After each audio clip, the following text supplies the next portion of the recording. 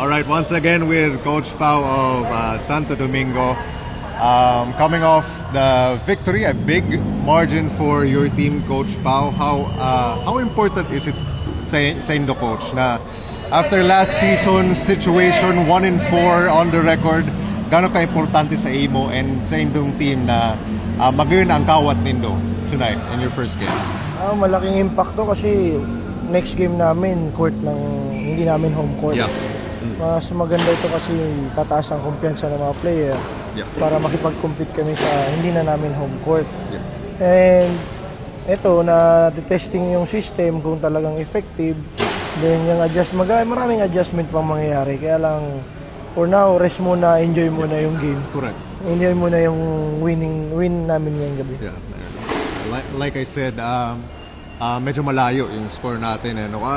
How proud are you of your players? Bouncing back from, let's say, a disappointing season last year, bouncing back and coming up with a large victory here tonight. Very proud ako sa mga players ko kasi pinagtiyagaan nila at pinaghirapan nila yan sa practice. Mabuti at na namin sa game, na ibigay namin sa game. At saka papasalamat ako sa kanila kasi talagang nandun yung sipag nila sa ensayo. Yeah. Gusto nilang manalo, gusto nilang pasayahin yung crowd ng Santo Domingo. Sana, hopefully, madala namin sa next game. Correct. Okay. And parang big difference talaga ang home court, Coach?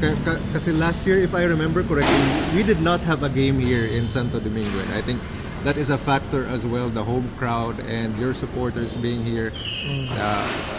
A last message for your supporters again, Coach. Once again, please follow Dope Media kasi medyo malayo next game. So baka panood kayo sa live na lang kayo manood. Follow and share na lang sa Facebook, Dope Media. And sana, hopefully kung may time kayo, samahan nyo kami sa next game namin sa TV. Home court naman ng TV. Thank you sa lahat ng sumuporta, sa mga managers, sa mga players, sa mga family ng players. Thank you ulit. Thank you. Thank you so much. Congratulations, Coach, and good luck to you in your next game. Thank you. Thank you, boss.